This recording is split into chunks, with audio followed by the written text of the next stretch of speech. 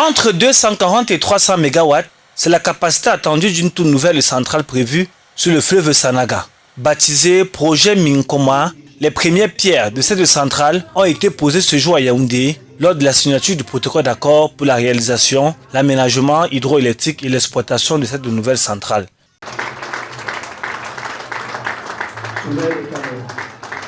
Sur la table, les différentes parties, à savoir le gouvernement camerounais, l'entreprise camerouno-américaine, Cam Hydro et les principaux financiers. Il fallait attendre le très haut accord du chef de l'État qui est intervenu en fin d'année.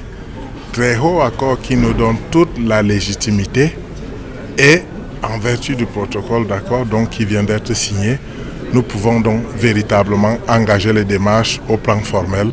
La réalisation à bonne fin du projet Minkoma contribuera sans nul doute à la stabilisation de l'équilibre de l'offre et de la demande en énergie électrique dans notre pays. Ce, dans la perspective de l'interconnexion de la partie septentrionale au réseau interconnecté sud, ainsi que du raccordement du Tchad pays frère au réseau électrique du Cameroun. Prévu à proximité de Banjok, dans le département de la Haute-Sanaga, région du centre Cameroun, cette toute nouvelle infrastructure électrique bénéficiera d'une expertise et d'une technologie de pointe, le tout dans l'optique d'amener le pays vers une autonomie énergétique afin de stimuler son développement économique, et ça les partenaires au projet l'ont compris. Parce qu'on sait que l'énergie et l'électricité durable et accessible sont la plateforme sur laquelle le futur économique du pays sera construit.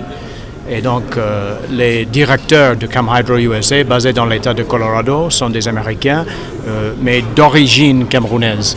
Et nous sommes vraiment fiers de ça. Pour les Pays-Bas, c'est important de faciliter et stimuler les relations économiques et commerciales entre les pays. Et le projet Minkoma, avec la participation de différents partenaires néerlandais, est un important exemple de cette collaboration. La prochaine étape, après cette signature de protocole, sera la création d'une société de projet en juin prochain pour une mise en service de la centrale en 2029.